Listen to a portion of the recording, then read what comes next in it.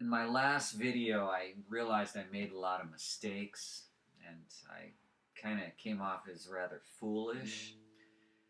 But then I remembered the Steve Jobs video that I had seen of him addressing students at Stanford and him telling them pretty much to stay hungry and stay foolish. And, that's profound advice. In that context, of course, he was talking about explore the world, be adventurous, be bold, don't be afraid. Um, I'm not sure within what parameters he was thinking of, but I think you have to be adventurous within parameters um, just to keep yourself on the safe side. But I'm starting to get like, what do they call it? Abstract. I'm saying things now that I can't really prove because it's more like coming from my imagination.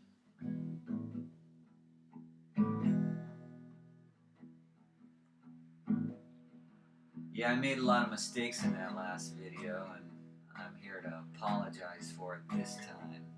But I don't plan on making that many more mistakes in public. I know we can't really plan out our futures. It's not like a chess game where you can plan 5 moves ahead. D ahead of your opponent, yeah. Don't wanna knock reality or strategies or anything that moves you into a deeper consciousness. See, I just made that up off the top of my head. I didn't plan that out. I didn't, you know, didn't script it. I love to make things up off the top of my head, but see, sometimes I can be foolish. But again, more like what Steve Jobs was talking about, that kind of foolish, not the, you know, freaky Reaganomics type of foolishness that leads to recession. Yeah, there we go. Interjecting politics into music. I know some people don't like that. Some people don't appreciate that at all. They'll say "shut up" like at a show. Not at my shows because I haven't done many shows, to be honest. I want to do shows, but I don't know. I don't know if I'm good enough. I'm sitting here putting out videos, and I'm good enough for that, but I don't know if I'm good enough to take people's money just because I'm playing an instrument. No, I'm not. I'm not putting anyone down, man. I'm digging the scene. I'm trying to be here, if you know what I mean. Not really a beatnik, but that's what it seems. Not really a hippie, not even in my dreams. But I do respect a lot of hippie culture, and I do not respect the Wall Street vulture who preys upon the mainstream ant. Don't want you to step on my rant. Don't want you to edit me, 'cause you can't. I am a free, self-actualized human. I made that up off the top of my head. See, you can be innovative. You can just explore, be imaginative, be improvisational, break the rules within safe parameters. Don't hang yourself. Like don't just go freaking into the unknown. I mean, do some research before you jump, you know? Because sometimes you could jump and you can fall and you could never freaking recover, or it becomes hard to recover. So don't freaking get the wrong idea about foolishness. There's two kinds of foolishness. There's the foolishness, what I did in the last video. That's the same kind of foolishness that a brilliant genius named Steve Jobs was talking about. It's the kind of foolishness that's influenced by The Fool on the Hill and other Beatle tracks that Steve Jobs used to listen to and fill his head with imagery of innovative, creative, startling amazement about the universe. I mean, he was deep into like Sgt. Pepper and Bob Dylan. That kind of stuff is offbeat and has a really cool nature to it because it's authentic. It's not trying to be fitting in with corporate formulas. Okay, now if you can go against the grain and do your own thing, you will be ahead of the game. You know where I learned that from? A bunch of people, really, but I was watching a video of the dude from Three Dog Night. He was explaining, how he got out of just, being freaking in that world. It's a pretty, it's like life in the fast lane, as the Eagles would say.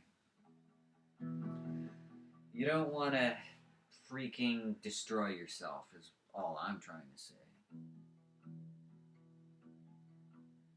Be foolish in the sense that you can learn from mistakes, but don't be foolish in the way that you throw yourself to the wind.